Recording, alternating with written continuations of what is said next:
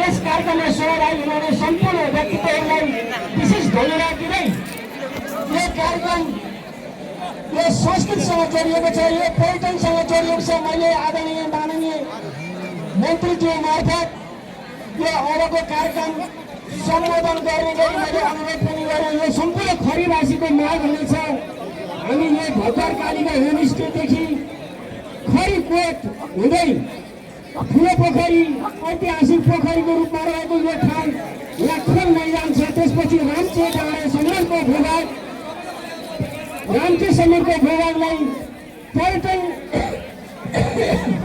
क्षेत्रको लागि विकास गर्दै यसमा पर्यटन पुराहरूको रूपमा विकसित गर्न सक्यो भने खरीको समग्र विकासमा ठाउँ पुग्नेछ भन्ने कुरा यहाँहरूलाई जानकारी गराउँदै यो संस्कृत पर्व विशिष्ट सेना दिवस र सेनासँग जोडिएको दिवस हुँदा हामीले आयोजकको रूपमा जसरी सेनालाई हामीले सम्मान साथ उहाँहरूलाई कार्यक्रमको आयोजक बनाएर यो कार्यक्रम अबका दिनमा महोत्सवको रूपमा हरेक वर्ष निरन्तरता जाने गरी ज्वालामुखी गाउँपालिकाले स्थानीय सरकारले यसलाई महोत्सवको रूपमा लिनेछ र आगामी वर्षको यो कार्यक्रम निरन्तरता हुनेछ भन्ने अपेक्षा र आशा गर्दै गाउँपालिकालाई यसलाई पुनः यो यस्ता कार्यक्रमहरूलाई निरन्तर दिनुहुनेछ भन्ने हामी सबैको अनुरोध रहनेछ भन्दै यस कार्यक्रममा आउनुहुने सम्पूर्ण महानुभावहरू, सम्मानित व्यक्तित्वहरू, अतिथि लगायत यहाँ उपस्थित आउनुहुने दाजुभाइ दिदीबहिनी सम्पूर्ण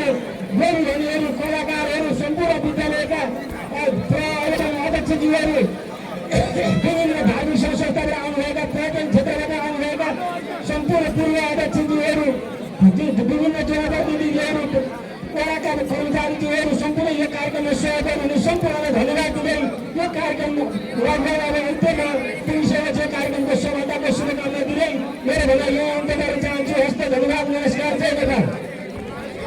धन्यवाद आदरणीय अध्यक्षज्यू आफ्नो महत्त्वपूर्ण भनाइको लागि। अब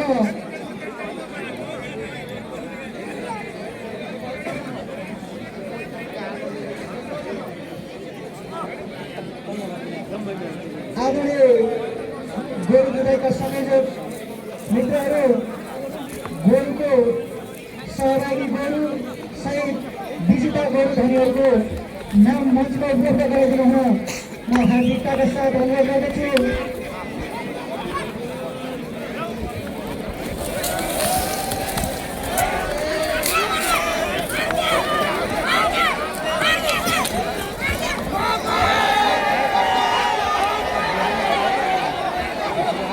हामी रहेछ यार गोरु त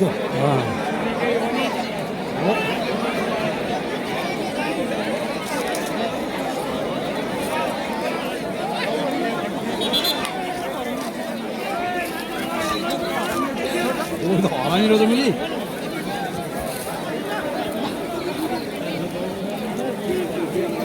सुरक्षाकर्मी मित्रहरू, सेना आउनुभएका मित्रहरू, सुरक्षालाई मध्यनजर गर्दै कार्यक्रममा सुरक्षा व्यवस्था मिलाइदिनु हुन पनि म हार्दिक अनुरोध गर्दछु।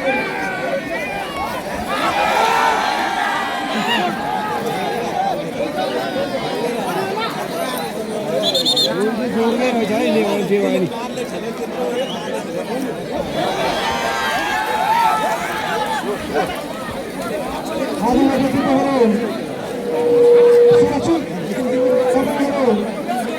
सुरक्षित ढङ्गले मनोरञ्जन लिनको लागि पनि म हार्दिक अनुरोध गर्दछु।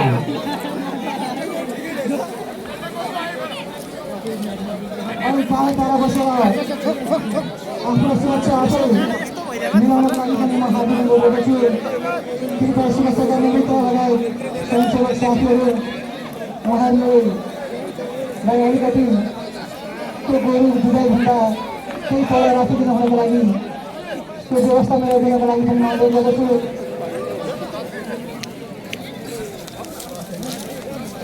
भुलिले गर्छ